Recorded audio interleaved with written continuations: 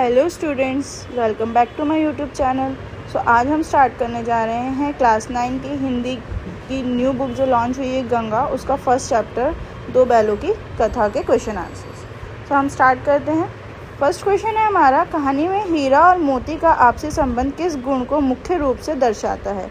जो हीरा और मोती थे, दोनों बैल थे, तो इनका आपसी संबंध क्या दर्शाता है? ये दर्शाता है कि एकता और सहयोग दर्शाता है। सेकंड क्वेश्चन है, हीरा मोती ने नया स्थान स्वीकार क्यों नहीं किया था। जो नई जगह पे वो गए थे, उन्होंने वो जगह स्वीकार क्यों नहीं करी थी। तो इसका आंसर आ जाएगा थर्ड, मालिक ने बेचा ये सोचकर उन्हें अपमान लगा। थर्ड है, बैलों ने रस्सी तोड़कर घर लौटने का निर्णय क्यों लिया। तो इसका आंसर हो जाएगा अपनापन पाने के लिए, क्योंकि जो उनका नया मालिक था वो उन्हें मारता था। फोर्थ है, गया द्वारा डंडे से मारने पर मोती का आक्रोश किस मानवीय मनोवृत्ति का द्योतक है। इसका आंसर हो जाएगा स्वाभिमान। फिफ्थ क्वेश्चन है, कहानी में बैलों की मूक भाषा का प्रयोग लेखक ने किस लिए किया। तो इसका आंसर हो जाएगा मनुष्य जैसी चेतना दिखाने के लिए। मतलब पशु भी इंसानों की तरह सोचते हैं, समझते हैं और बोलना चाहते हैं, इसलिए इस स्टोरी में मूक भाषा का प्रयोग लेखक ने किया है। सिक्स्थ है, दो बैलों की कथा को यदि स्वतंत्रता आंदोलन से जोड़ें तो हीरा और मोती किसके प्रतीक हो सकते हैं। तो इसका आंसर हो जाएगा स्वतंत्रता के लिए भारतीय जनता के संघर्ष के, क्योंकि दो बैलों की कथा में हीरा और मोती ने भी अपनी स्वतंत्रता के लिए संघर्ष करा था, जैसे भारत के लोगों ने अपनी स्वतंत्रता के लिए संघर्ष करा था। अब आता है हमारा मेरी समझ मेरे विचार। इसमें आपको 7 क्वेश्चन दिए गए हैं, जिसके आंसर हम नेक्स्ट स्लाइड्स पर देखेंगे। हमारा फर्स्ट क्वेश्चन है, दूसरे दिन गया ने बैलों को हल में जोता, पर इन दोनों ने जैसे पाँव न उठाने की कसम खा ली थी। जब बैल नए मालिक के यहाँ गए तो उन्होंने काम करने से इनकार क्यों कर दिया था। तो इसका आंसर हो जाएगा, जब बैल नए मालिक के यहाँ गए तो उन्होंने काम करने के से इसलिए इनकार कर दिया था क्योंकि नया मालिक बहुत कठोर था, जबकि पुराना मालिक झुरी इन दोनों बैलों को अपने बच्चों की तरह प्यार करता था। हमारा नेक्स्ट क्वेश्चन है, गांव के इतिहास में यह घटना अभूतपूर्व न होने पर भी महत्वपूर्ण थी। बैलों का घर लौट आना कोई साधारण घटना नहीं है। कैसे? तो इसका आंसर हो जाएगा हमारा, बैलों का घर लौट आना कोई साधारण घटना नहीं है, क्योंकि यह उनके झूरी के प्रति लगाव को दर्शाता है। हीरा और मोती दोनों बैलों को नई जगह में प्यार मिला, न अच्छा खाना। दूसरी तरफ झूरी भी अपने बैलों की चिंता कर रहा था। इससे पता चलता है कि पशुओं में भी संवेदनाएं होती हैं। थर्ड क्वेश्चन है, मोती ने मूक भाषा में कहा, अब तो नहीं सहा जाता हीरा। कभी कभी संघर्ष करना आवश्यक हो जाता है। इस कथन को कहानी के उदाहरण के सिद्ध कीजिए।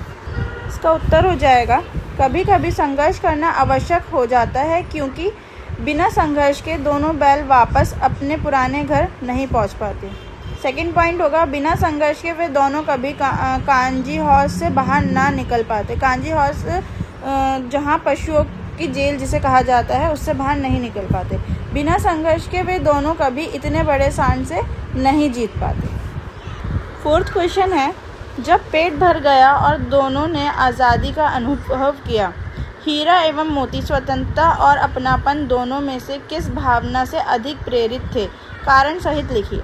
तो इसका आंसर हो जाएगा, हीरा एवं मोती स्वतंत्रता और अपनापन दोनों में से अपनापन की भावना से अधिक प्रेरित थे, क्योंकि वे दोनों चाहते तो आराम से खुले घूम सकते थे, लेकिन उन्हें झूरी से अपनापन और लगाव था, इसलिए वे दोनों झूरी के पास वापस लौट आए। फिफ्थ क्वेश्चन है, बैलों ने जैसे पाँव न उठाने की कसम खा ली थी। अत्याचार सहना भी अन्याय में भागीदारी है। क्या आप इस कथन से सहमत हैं? अपने उत्तर के कारण भी बताइए। तो इसका आंसर हो जाएगा, मैं इस कथन से पूरी तरह सहमत हूँ। जब दोनों बैलों का नया मालिक गया उन पर अत्याचार करता है तो वे दोनों काम करने से मना कर देते हैं। यदि वे चुपचाप सब सहते रहते तो गया का अन्याय और बढ़ जाता। जैसे कि बच्चों, आप लोगों को पता है, एक अत्याचार सहना भी एक गुनाह है। अत्याचार नहीं सहना चाहिए और हमें मुंह तोड़ उसका जवाब देना चाहिए। 6th क्वेश्चन है, बहुत दिनों साथ रहते रहते दोनों में भाईचारा हो गया था। हीरा और मोती अभिन्न मित्र थे। कहानी की किन किन घटनाओं के आधार पर ये निष्कर्ष निकाला जा सकता है? कम से कम 3 बिंदुएं लिखिए। तो इसका आंसर हो जाएगा, निम्नलिखित घटनाओं से पता चलता है कि हीरा और मोती में गहरी दोस्ती थी। पहला, दोनों एक साथ खाना खाते थे। अगर एक खाना बंद कर देता था तो दूसरा भी खाना नहीं खाता था।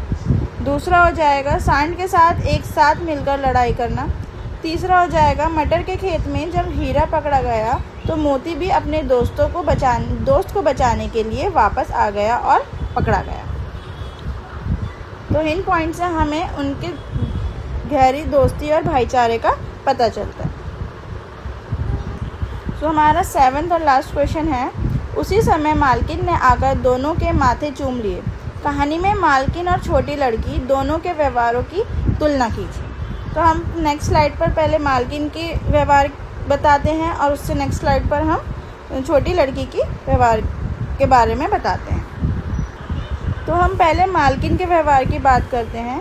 तो उत्तर होगा, मालकिन शुरू में तो दोनों बैलों के प्रति कठोर स्वभाव की थी, परंतु जब दोनों बैल दुबले पतले होकर वापस आए तो मालकिन का हृदय दया भावना से भर गया और उसने दोनों का माथा चूम लिया। तो हम यहाँ पर छोटी बच्ची के व्यवहार के बारे में बात करते हैं। तो छोटी बच्ची का व्यवहार दोनों बैलों के प्रति शुरू से ही परोपकारी रहा। वह बैलों का कष्ट समझती थी। जब भी उसे मौका मिलता वह बैलों को बड़े प्यार से रोटी खिलाती थी। तो यहाँ पर हमारा फर्स्ट चैप्टर 2 बैलों की कथा के क्वेश्चन आंसर्स कंप्लीट होते हैं। Thank you for watching my YouTube channel. अगर आपको कोई भी क्वेश्चन का डाउट हो या कुछ भी आपको पूछना है तो आप लोग कमेंट में पूछ सकते हैं।